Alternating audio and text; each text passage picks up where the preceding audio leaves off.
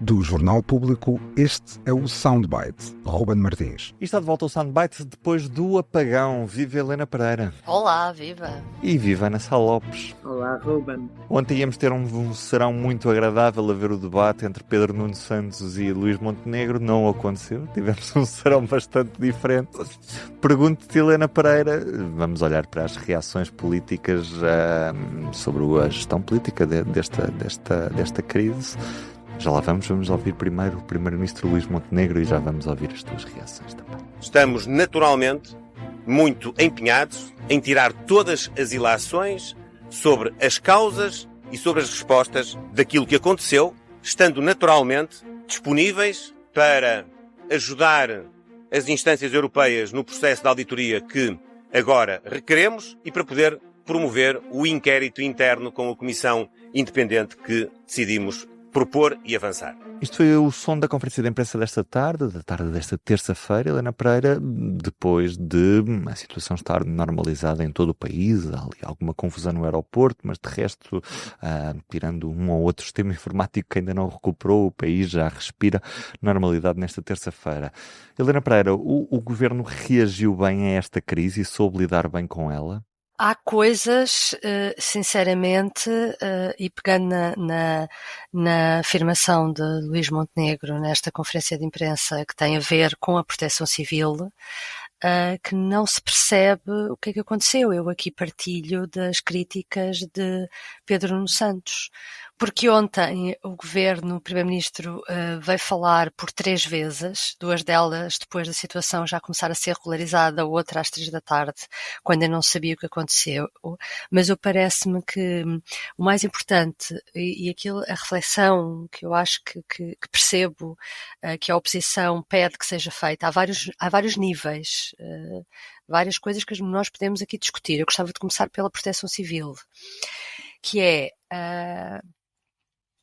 Durante todo o dia, eu nem falo na história do SMS que não foi possível enviar. Durante todo o dia, eu acredito que em termos de organização entre proteção civil e bombeiros e polícia e etc., aquilo tenha funcionado, mas é isso que custa-me tanto, que ao fim de várias crises que existem no país, os dirigentes políticos ainda não tenham percebido isso, que é a proteção civil existe na dimensão de relação com a população e pode ter funcionado bem em termos internos, em termos operacionais, mas parece-me, não é normal que numa altura que sabia-se, quando há uma crise de comunicações, que o único meio que existe para as pessoas se informarem é a rádio, e nós que tivemos rádio, pilhas, né, tivemos todo o dia a seguir pela rádio,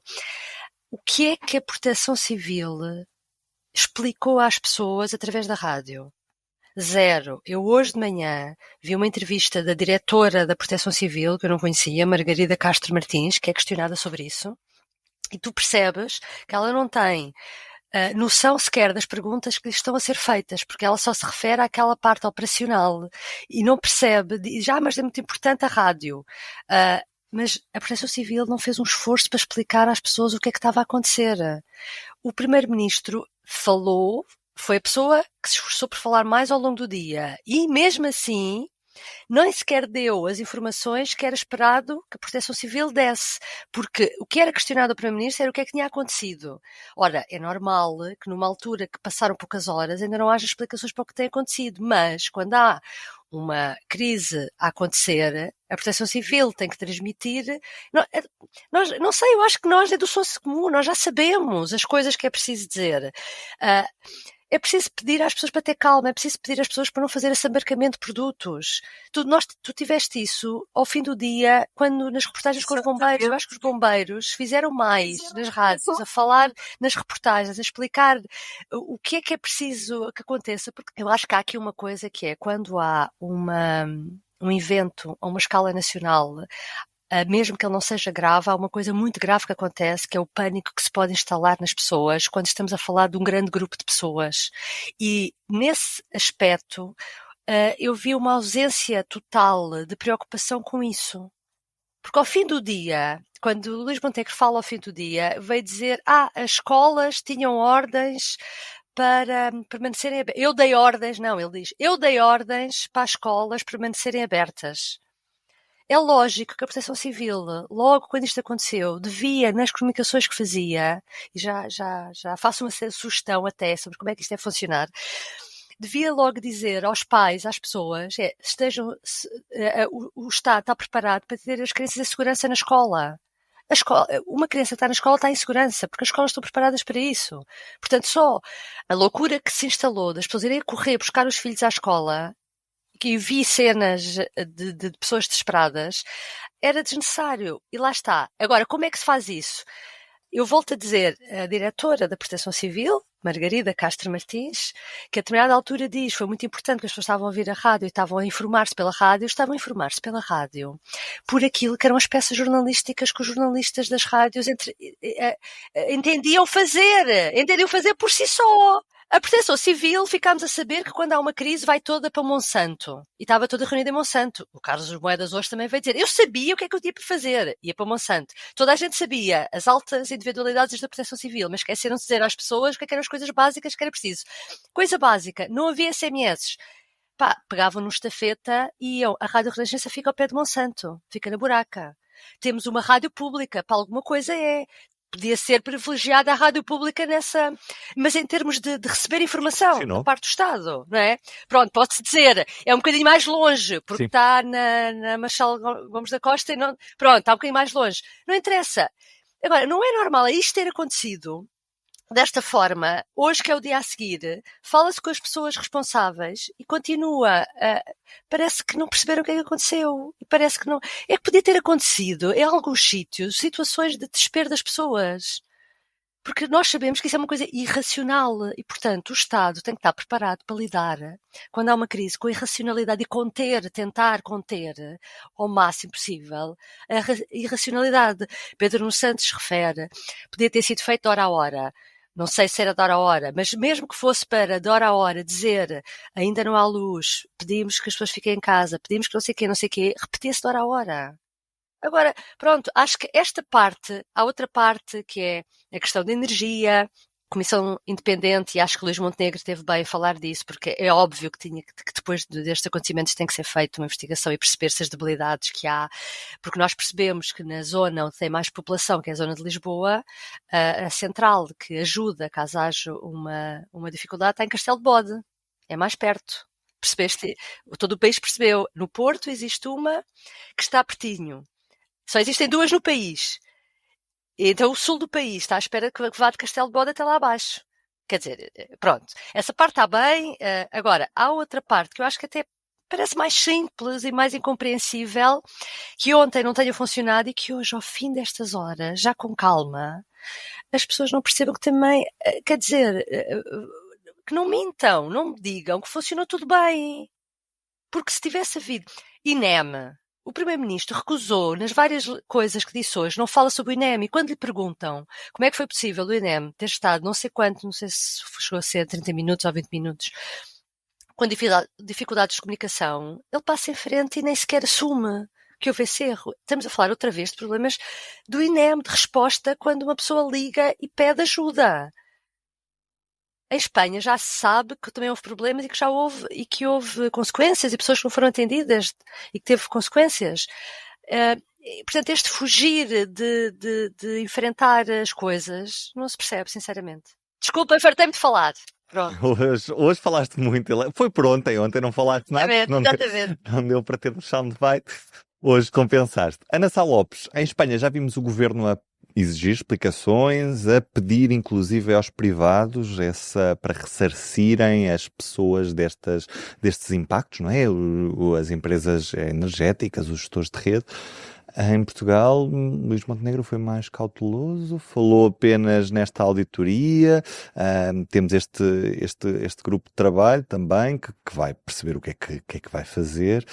Pergunto-te, Ana, se o governo reagiu bem a toda esta crise. É assim, não houve qualquer comando político. Durante o dia de ontem, a Helena já falou bastante sobre esse assunto. Não houve comando político. E a Proteção Civil obedece a ordens da Ministra da Administração Interna, que desapareceu no dia de ontem. Deve ter lá estado fechada na Gruta de Monsanto, porque, na realidade, o Ministro da Administração Interna era a pessoa, o Ministro, a Ministra, que devia estar a dar ordens políticas à Proteção Civil. Eu nem culpo a Proteção Civil, confesso, eu culpo apenas o Governo, porque a Proteção Civil depende do Governo. E o Governo achou que aquela declaração de Luís Montenegro das 3 da tarde, que não sossegou ninguém, bastava, e Castro Almeida chegou a dizer que podia ser um ataque informático, um ciberataque.